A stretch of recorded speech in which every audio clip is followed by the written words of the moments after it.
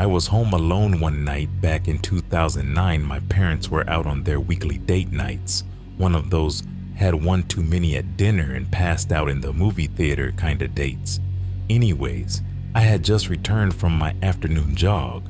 Being a hot August day, I had worked up quite a sweat on my run, so I had decided to take a cold shower and clean up a bit. My house doesn't have air conditioning and was quite stuffed up, so I decided to open a few windows to circulate the airflow within the house. I can remember opening a window in the kitchen, 2 windows across from each other in the living room, and 1 window in the basement. I knew I was going to be spending my evening down there watching movies since it was much cooler. I had my shower, got dressed, and went downstairs to make myself some dinner. I took my dinner down to the basement and flicked on Netflix to start my binge-filled night of new shows. I do not recall falling asleep, but I must have passed out not long after eating my food and lying down. When I woke up, it was dark outside. The only light being cast into the basement was from the dimly lit TV screen. It was now freezing in the basement. I could feel a cold breeze circulating the room from having the window open for too long. I got up and walked over to the light switch that was located at the bottom of the stairs.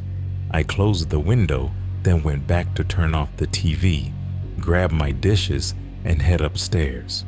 When I got upstairs, all the lights were off, indicating that my parents were still not home from their date. I cleaned the dishes, put them in the dishwasher, and closed the window above the sink. Just before I went to go up to my room for the night, I remembered that the windows in the living room were still open. I walked over to close the one window by the TV, then over to the next, which was located by the front porch. I noticed that my mom's vase with fake flowers was knocked off the table in front of the window, and the flowers were sprawled out across the floor. I didn't think much of it at the time. Maybe there was a strong breeze and the curtains had tipped it over. I closed the window and started picking up the flowers. As I was cleaning, I heard a faint squeaky sound. What I could only imagine was a door handle being twisted. I listened as hard as possible. Following the squeak of the handle was a creak in the hallway floor upstairs. A pain shot from my stomach to my chest and I froze. What seemed like an eternity of being bent over with my one hand holding the vase and the other clutching the flowers, I slowly stood up. I looked out the front window to check the driveway for my parents' car, hoping it was one of them upstairs. The driveway was empty. My heart sank. I quickly, but quietly, put the vase and flowers down on the table and silently began walking over to the bottom of the stairs to look up. As I got closer to the stairs, I heard 2 more creaks on the floor, which caused me to stop dead in my tracks. I waited, listening. Nothing.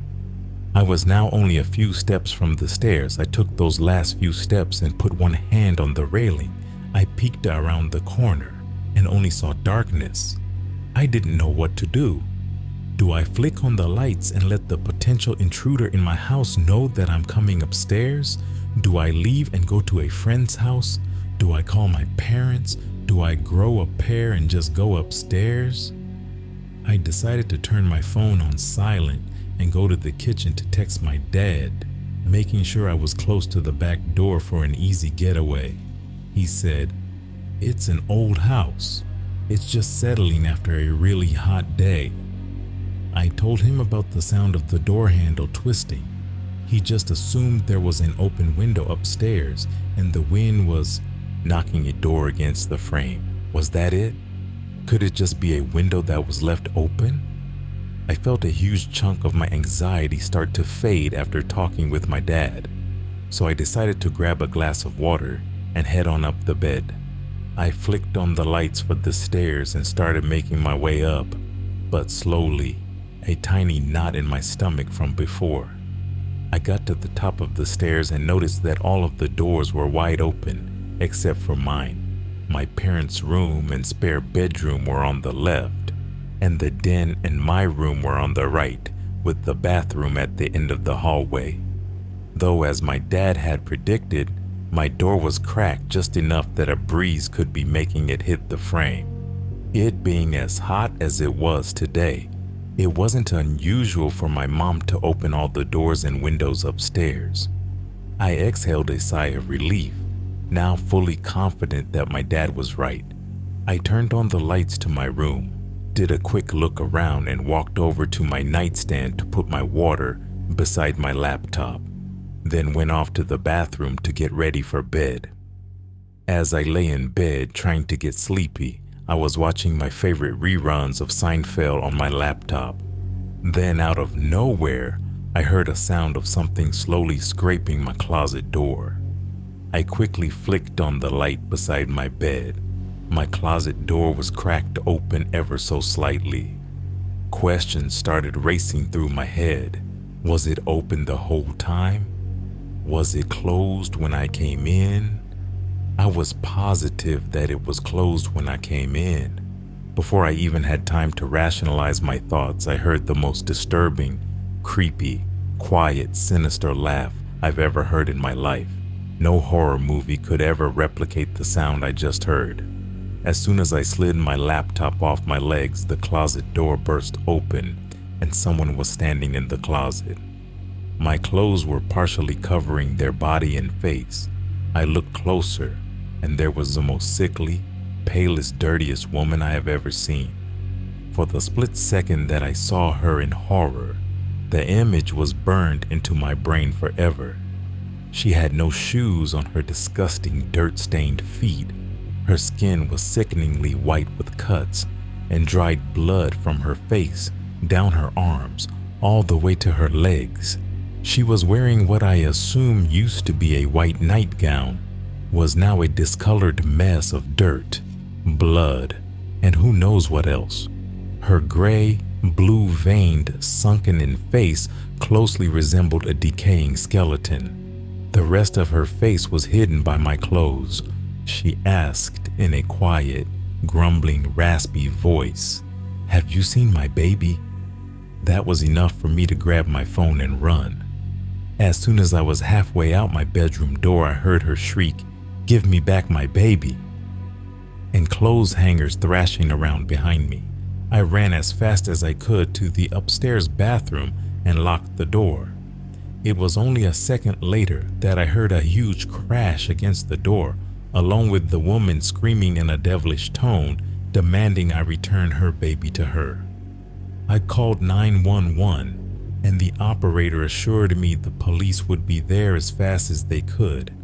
I jammed my feet against the door and held my back against the sink, trying my hardest to make sure the door stayed closed. The woman would not let up, though. Her shrieks turned into low, demon-like grunts, and her banging on the door turned into heavy bodily blows. With what seemed like an eternity, I heard a heavenly sound. I heard the police call out that they were entering the residence. I yelled at the top of my lungs that I was upstairs. All I could hear next was a mixed commotion of the officers yelling and the woman growling. The officers ended up pepper spraying the woman, and it took 3 of them to be able to force her to the ground. She was yelling in a possessed-like state the entire time. I did not come out of the bathroom until the cops assured me she was out of the house. The cops told me she was likely on drugs or an escaped mental patient from the next county over. I tried telling them that she sounded like she was possessed or something, but they chalked it up to the woman just needing her medication. My parents arrived home shortly after I gave my statements to the police. We moved out of that house a month later. That was one night I was home alone that sadly I will never forget. I live alone in a 1-bedroom apartment, so can anyone tell me why there was a woman sitting on my couch watching TV?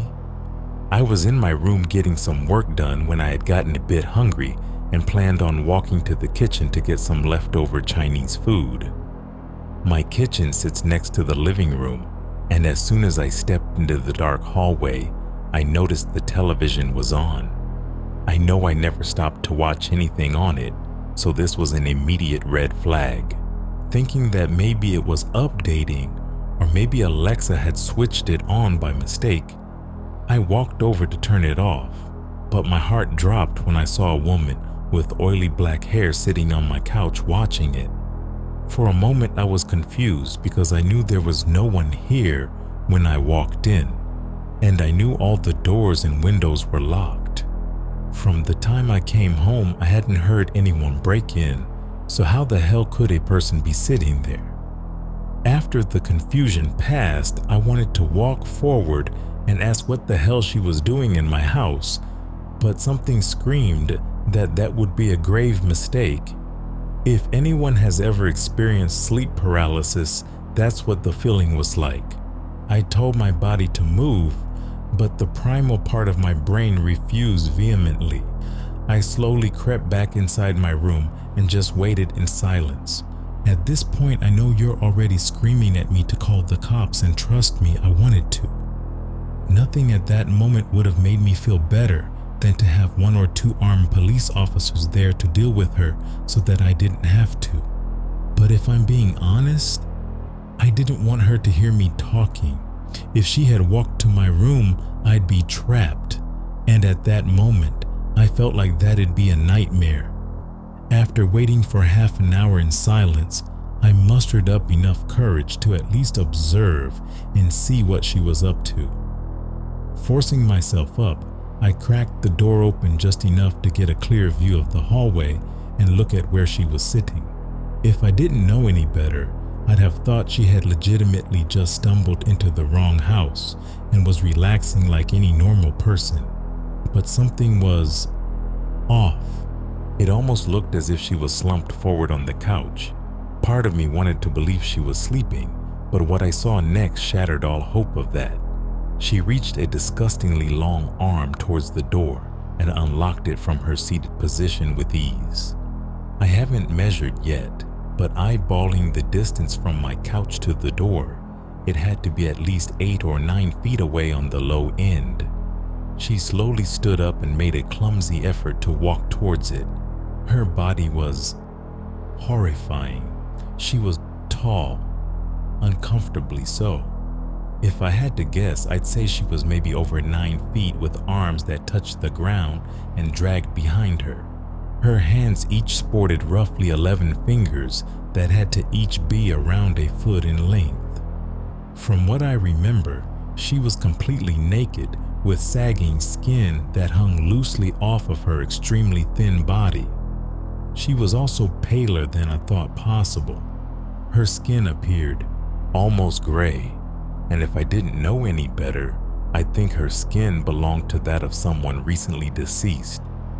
She didn't move gracefully. She dragged her massive body toward the door and raised her long arm toward the doorknob to pull it open. It almost looked like she had to break her own bones to complete the movement. But as she pulled the door open and moved a spindly leg outside, she stopped. My blood ran cold as she slowly turned her head towards me, and I caught a glimpse of her face. I wanted to scream when I didn't see any eyes, just a puffy exterior with sagging eye holes and a mouth with long rubbery lips that drooped past her shoulders in a permanent look of anguish. I didn't know if she saw me or if she even had the capability to. All I remember was her turning her head back outside and leaving my home. She shut the door behind her, and I was left in silence with my heart pumping faster than it ever did. I rushed outside with my phone to see if I could catch her on video, and I wish I hadn't. I wish I had just closed the door and gone to sleep or gotten drunk and tried to pass the whole thing off as a bad nightmare, but what I saw was... I know it was real. I looked outside in the cold dark and I saw her hanging off the side of the building like some sort of a spider. The window of the person above me was open. She was fishing inside, and after a few seconds of searching, she pulled out their son.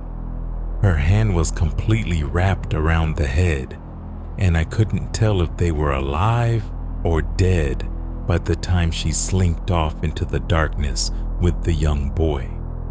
I had caught it all on video.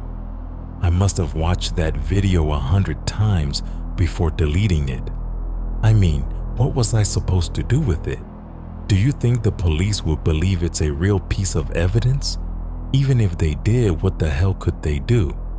And as a parent, are you better off thinking that your kid ran away or knowing that it was taken by an entity that we can't even begin to comprehend? At least with the former, you have hope that maybe you'll see them again. I just couldn't bring myself to bring up such a crazy notion to a grieving family. Or worse, have them believe me and go looking for something that no one should ever try and find. I knew as long as I kept it, I'd be tempted to watch it, and every time I watched it, I'd be driven further into madness. There have been more stories of kids missing as of late. I've even heard some rumors about pets going missing from people's homes. Surprisingly enough, I even heard a story about a full-grown man disappearing.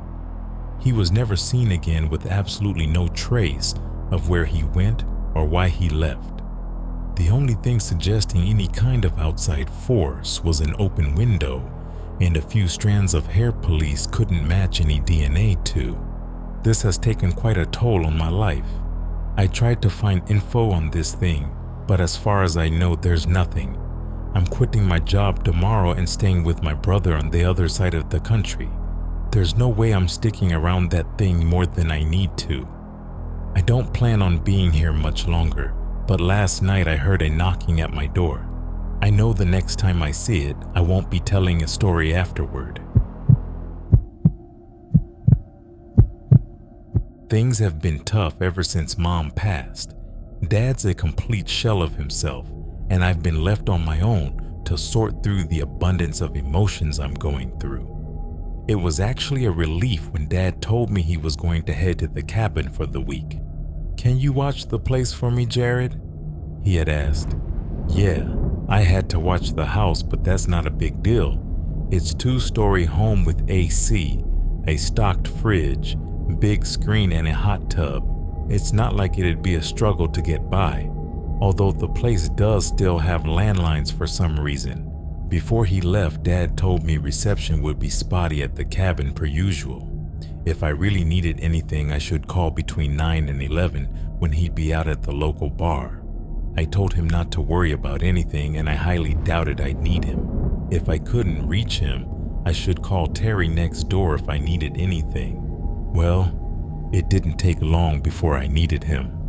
I was soaking in the hot tub when lights in the backyard turned on. The lights back there are motion sensors. Silly me, I forgot to set the security system. What was the code again? As things stood, the alarm wouldn't go off if someone broke in.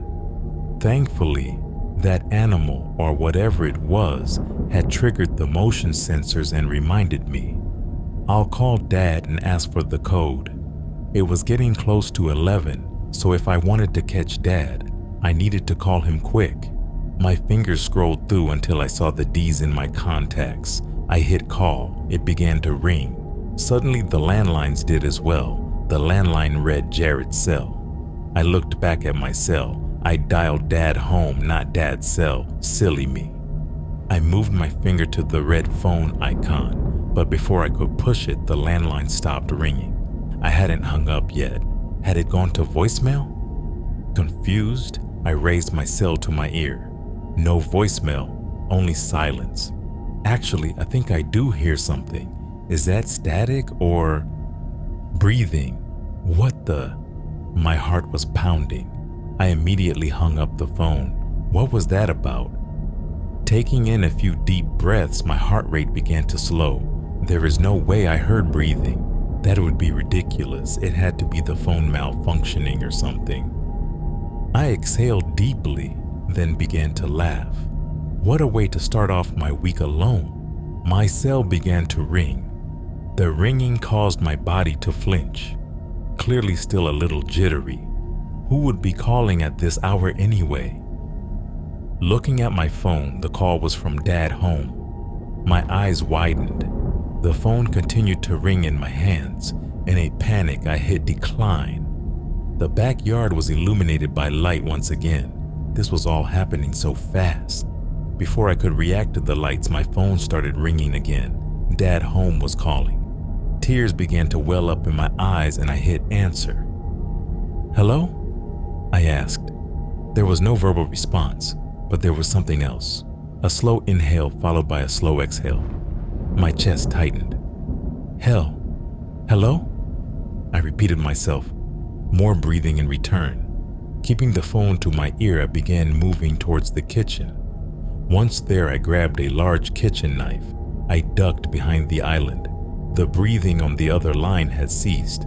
I peeked my head out to survey my surroundings. The open and spacious nature of Dad's home came in handy here.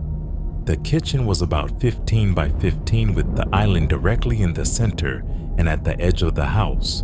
Peeking around the corner allowed me to see the entirety of the living room. It was a large, wide space directly in front of me. I leaned to the other side of the island to peek in the other direction. There were doors for a theater room, bathroom, and office. Down a little further was a little opening to the left.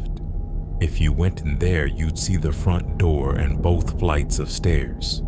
The office had 2 ways to get in, one clearly visible from the kitchen and one around the corner in that opening.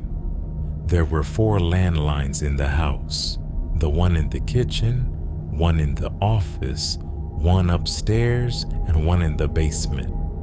Ruling out the kitchen meant this person could only be in one of 3 places.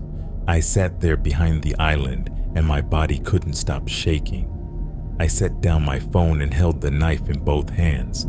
If someone was here and coming for me, I was going to need more than a knife.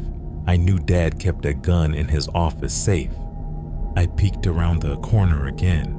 The theater room, bathroom, and office doors were all slightly creaked open. If I was going to protect myself, I needed to risk it. I inhaled deeply. As soon as I began my exhale, I shot to my feet and tiptoed toward the office. Each step creaked slightly and was the only sound that could be discerned. Reaching the door, I wanted to pause for fear of what may be inside. I pointed the knife into the crease with my clammy hands and gently opened the door. The only light in the room came from the opening. Gently, I closed the door behind me and left it creaked slightly open as it had been before. Crawling under Dad's desk, I reached for his safe. It wasn't there. Why wasn't it there? Where could it? Oh no. Before he left, Dad had told me he'd moved the safe to basement, the walkout basement, with a door I'm almost certain I had forgotten to lock.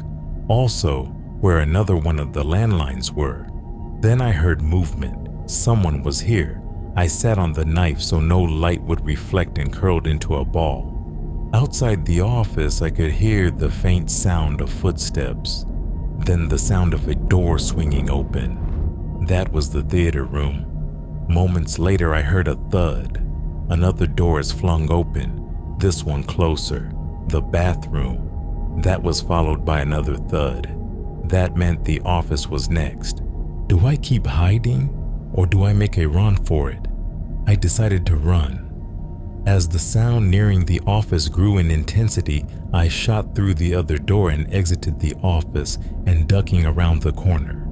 The other door to the office opened. Then there was silence. I held my breath waiting for something, anything to happen. Seconds kept passing by. Everything was still. Please, please, please. Slammed the door so I can run. Still no sound. I could feel the little beads of sweat run down my forehead. Finally, I heard the other door slam shut and used that noise to disguise my run to the stairs. Knowing where the intruder was had lessened my apprehension of going downstairs. I maintained quiet feet but quickly maneuvered down the steps. As I reached the bottom, I saw that the walkout door was wide open. I didn't have time to worry about such things. Darting towards the back, I found the safe. I punched in the code. Wrong code. The safe beeped. I heard movement upstairs. You have got to be kidding me. What's the code? I punched it in again. Wrong code. I could hear more sound upstairs. Whoever was up there was being much louder than before. Frantically, I attempted one more time. If this didn't work, I'd have to make a run for it. The safe door swung open. I grabbed the gun and hid. While hiding, I turned the safety off, then checked to see if it was loaded. Thankfully, it was. The creaking of floorboards could be heard overhead. Each sound grew nearer to the top of the stairs. I closed my eyes and tried to focus. Steadying the gun, I aimed where the intruder would be in my line of sight on the stairs. The sounds grew increasingly louder. A figure appeared at the top of the stairs. Even in the dark, I could make out his all-black outfit and ski mask. One arm was raised and it looked like they were casually massaging their neck. The figure hobbled awkwardly. Each step looked more off-balance than the last. I waited until they reached the easiest spot for me to aim. I fired the gun. A brief moment passed and then the body came tumbling down the remaining stairs. Flicking on the lights, I kept my distance, gun pointed at the intruder. Red stains soaked the area beneath the man's body. Kicking at him a few times, there was no reaction from his limp body. Curiosity got the best of me, and I decided to flip the man over. He was bleeding immensely from his neck. Removing the ski mask, I immediately became confused. This person was a complete stranger to me. Why would they break into my home? What the purpose in doing so? And what was with the wound on their neck? I'd fired a gun at this man, yet his wound wasn't a bullet hole. It looked like it had been slashed. Looking over to the stairs, there was a hole in the wall. Had I missed? Then It was then that the landline began to ring. It read Jared's cell. If you enjoyed those terrifying legends and stories, don't forget to like, subscribe, and hit the bell icon for more haunted stories. Until next week, sweet dreams.